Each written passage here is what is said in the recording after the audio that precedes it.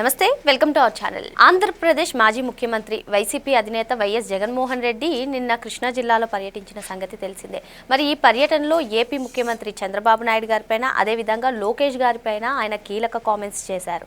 ఒక పక్క రాష్ట్ర ప్రజలందరూ కూడా సమస్యలతో ఇబ్బంది పాలవుతుంటే మరో పక్క చంద్రబాబు నాయుడు గారు లండన్ పర్యటన చేశారని, మరి ఇటీవలే ఆస్ట్రేలియా పర్యటన ముగించుకుని వచ్చినటువంటి లోకేష్ ఇప్పుడు ముంబైలో క్రికెట్ మ్యాచ్ చూడడానికి వెళ్లారని, వీళ్ళకి ప్రజా సమస్యలు పట్టడం లేదంటూ జగన్మోహన్ రెడ్డి చేసినటువంటి కామెంట్స్ ని ఏ విధంగా చూడాలి తెలుసుకునే ప్రయత్నం చేద్దాం. దీన్ని విశ్లేషించడానికి మనతో పాటుగా ఉన్నారు ప్రముఖ ఆర్థిక, రాజకీయ, సామాజిక విశ్లేషకులు అప్సాని రాజేష్ గారు. నమస్తే సార్. నమస్కారం. నిన్న జగన్మోహన్ రెడ్డి కృష్ణా జిల్లాలో పర్యటించిన సంగతి మనకు తెలిసిందే సార్. ఈ పర్యటనలో ఆయన చంద్రబాబు నాయుడు గారేమో వ్యక్తిగతంగా లండన్ పర్యటనకు వెళ్లారని, ఇక లోకేష్ గారేమో ఆస్ట్రేలియా పర్యటన ఇటీవలే ముగించుకుని ఇప్పుడు తీరిగ్గా మ్యాచ్ చూడడానికి వెళ్లారని, అసలు వీళ్ళకి రాష్ట్ర ప్రజల సమస్యలు పట్టట్లేదంటూ ఆయన చేసినటువంటి కామెంట్స్ ని, మరీ ముఖ్యంగా ఈ పర్యటనల గురించి ఆయన చేసినటువంటి కామెంట్స్ ని ఏ విధంగా చూడాలంటారు? మనకి ఒక సామెత ఉంది, విత్తనాలకు వెళ్ళిన రెడ్డి కుప్పేసి నాకు వచ్చి కుప్ప ఎక్కడ పెట్టమంటే అక్కడ పెట్టారేంటి అని చెప్పని తగ్గు పెట్టుకున్నాడంట. అర్థమైందా? జగన్మోహన్ రెడ్డి తుఫాను కష్టాల నుంచి ప్రజలు బయటపడిన తర్వాత, ప్రభుత్వం తన విధులు తాను సక్రమంగా నిర్వహించిన తర్వాత, పాలకులుగా ఉన్న చంద్రబాబు నాయుడు గారైనా, లోకేష్ గారైనా, పవన్ కళ్యాణ్ గారైనా, హోంమంత్రి అనిత గారైనా వారి వారి అధికారిక విధులలో నిమగ్నం అయ్యున్న తర్వాత అప్పుడెప్పుడో తీరిగ్గా తాపీగా ఆయన పరామర్శ పేరిట బెంగళూరు నుంచి తాడేపల్లి నుంచి నిన్న పెనంలూరు పెడన పర్యటనకు వచ్చాడు. ఆ వచ్చిన సందర్భంగా ఆయన చంద్రబాబు నాయుడు గారిని, లోకేష్ గారిని విమర్శిస్తూ ఉన్నారు. పవన్ కళ్యాణ్ గారిని గురించి కూడా ప్రస్తావిస్తూ ఉన్నాడు. ఇక్కడ నాకు అర్థమైంది అయితే చంద్రబాబు నాయుడు గారి లండన్ పర్యటన జగన్మోహన్ రెడ్డికి ఇంట్లో కుంపట్రా చేసిందని చెప్పని అనుకుంటున్నాను నేను.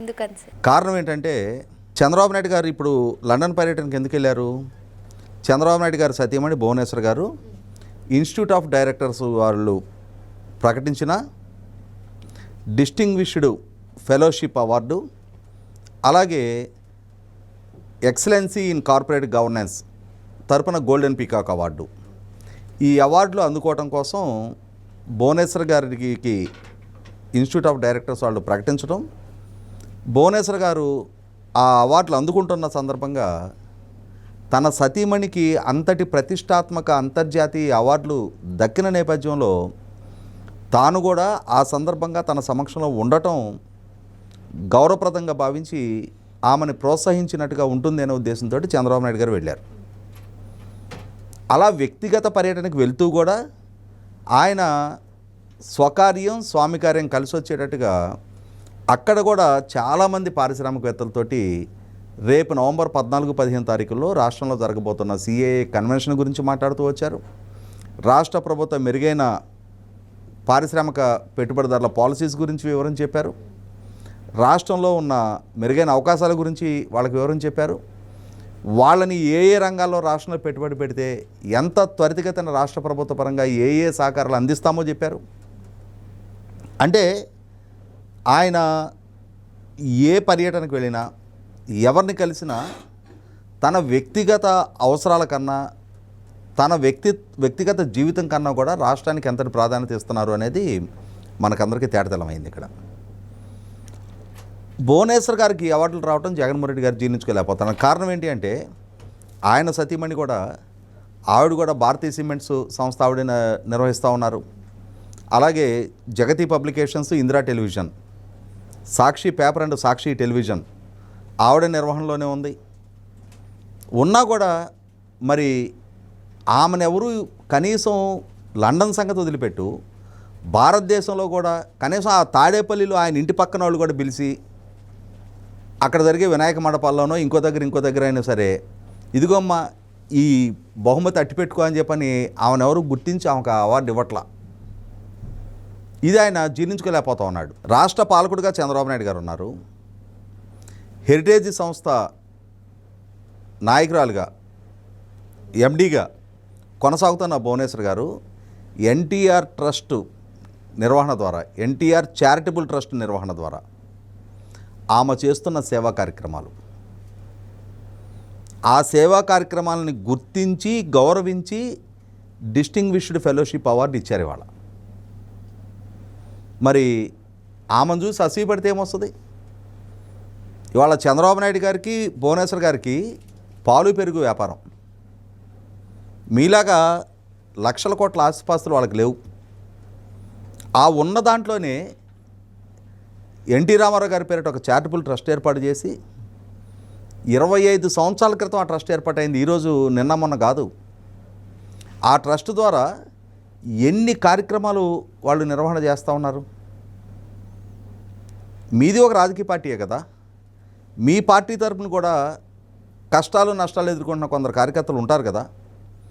వాళ్ళ పిల్లల యోగక్షేమాల కోసం, వాళ్ళ పిల్లల చదువుల కోసం మీ పార్టీ తరపున మీరు ఏమైనా కార్యక్రమాలు చేశారా? కానీ ఎన్టీఆర్ ట్రస్ట్ ద్వారా దశాబ్దాల నుంచి స్కూల్స్, కాలేజీలు నిర్వహణ చేస్తూ ఉన్నారు. కార్యకర్తల పిల్లలకి మొదటి ప్రాధాన్యత ఇస్తూ ఉన్నారు. మరి వాళ్ళ మీద అసూయ పెడితే మీకేమొస్తుంది? ఈనో ప్యాకెట్లు దండకు తప్ప.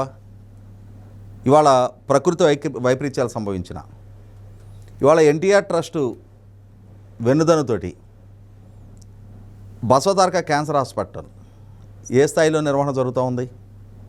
బ్లడ్ బ్యాంక్ ముఖ్యంగా ప్రకృతి వైపరీత్యాల సందర్భంగా, అదే సందర్భంలో మహిళా సాధికారతను దృష్టిలో ఉంచుకొని మరి ఇన్ని కార్యక్రమాలు ఎన్టీఆర్ ట్రస్ట్ ద్వారా నిర్వహణ జరుగుతూ ఉన్నప్పుడు పాలకుడిగా మీరు రాష్ట్రాన్ని పరిపాలించే సందర్భంలో తిరుపతి రూయా హాస్పిటల్కి, కోవిడ్ సెంటర్గా ఉన్న తిరుపతి రూయా హాస్పిటల్కి మీరు ఆక్సిజన్ సప్లై చేయక 45 విలువైన ప్రాణాలు పోయాయి.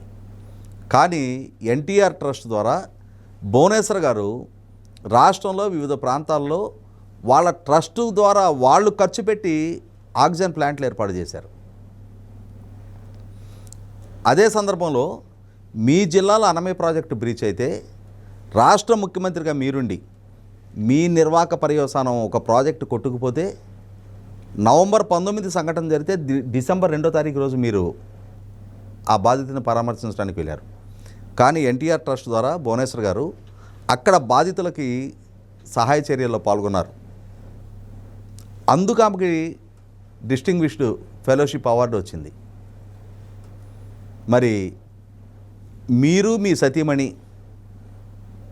మీ నాన్నగారు చనిపోయి కూడా బహుశా 16 సంవత్సరాల కాలం పూర్తయింది మన సెప్టెంబర్ 2వ తారీఖుకి. మీ తాత, ఆయన ఇంకా ముందే చనిపోయారు. మీ తాత పేరుటో మీ నాన్న పేరుటో ఒక చారిటబుల్ ట్రస్టు ఏర్పాటు చేసే డబ్బు మీ దగ్గర లేదా? మీరు పిల్లికి బెచ్చం పెట్టన నైజం మీది. మీ కార్యకర్తల కుటుంబాల కష్టాల్లో ఉన్నా స్పందించరు, ప్రజల కష్టాల్లో ఉన్నా స్పందించరు.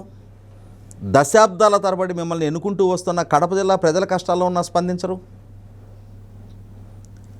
ప్రభుత్వాన్ని, అధికారాన్ని అడ్డు పెట్టుకొని మీ సంస్థలు ద్వారా సంపాదించే డబ్బుకు అదనంగా అవినీతి ద్వారా వేల కోట్ల రూపాయల అక్రమ సంపాదనకు పాల్పడటం తప్ప సమాజానికి మళ్ళీ ఏదైనా తిరిగి ఇవ్వాలి అనే ఆలోచన లేని మీకెందుకు అవార్డులు ఇస్తారు?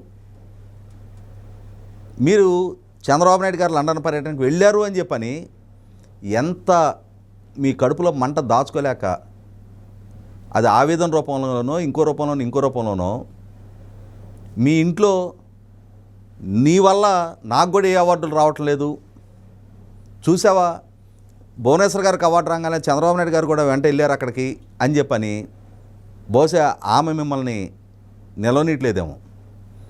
ఆ ఆవేదన మొత్తం ఇవాళ ప్రజల ముందుకు వచ్చి రాష్ట్ర ప్రజలను గాలికి వదిలే చంద్రబాబు నాయుడు గారు లండన్ వెళ్ళారు అంటున్నారు. రాష్ట్ర ప్రజలకు ఒక స్పష్టత ఉంది. జగన్మోహన్ రెడ్డి గారు, చంద్రబాబు నాయుడు గారు వాళ్ళ సమస్యలను ఆలకించారా లేదా, ఆ సమస్యల మీద స్పందించారా లేదా, ఆ సమస్యలని ఎలా అడ్రస్ చేశారు అనేది ప్రజలకు ఒక స్పష్టత ఉంది. ఈరోజు మీరు వచ్చి మీ అసూయిని, మీ కడుపు మంటని, అరే వాళ్ళకి అన్ని అవార్డులు వస్తాయా, ఈయన అక్కడికి వెళ్ళి అంత గౌరవ మర్యాదలు పొందుతాడా, అంతర్జాతీయ స్థాయిలో గుర్తింపు గౌరవం ఆమెకు దక్కుద్దా అనంటే వాళ్ళు చేసే సేవా నిరతకి సొంత లాభం కొంత మానుకొని వాళ్ళు చేస్తున్న త్యాగానికి, సేవలకి ప్రపంచం హర్షిస్తుంది, గుర్తిస్తుంది, గౌరవిస్తుంది.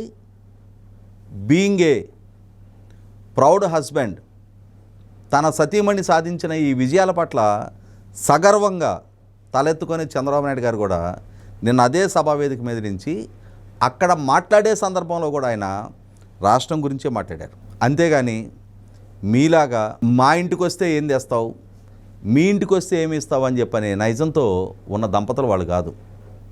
ఆ దంపతులు మీరు అనేది రాష్ట్రానికి ఒక స్పష్టత ఉంది, మీ కుటుంబానికి కూడా ఒక స్పష్టత ఉంది. ముఖ్యంగా మిమ్మల్ని కన్న తల్లికి, మీ తోడబుట్టిన చెల్లికి మరింత స్పష్టత ఉంది. మరో అంశంతో మళ్ళీ కలుద్దాం. Thank you sir.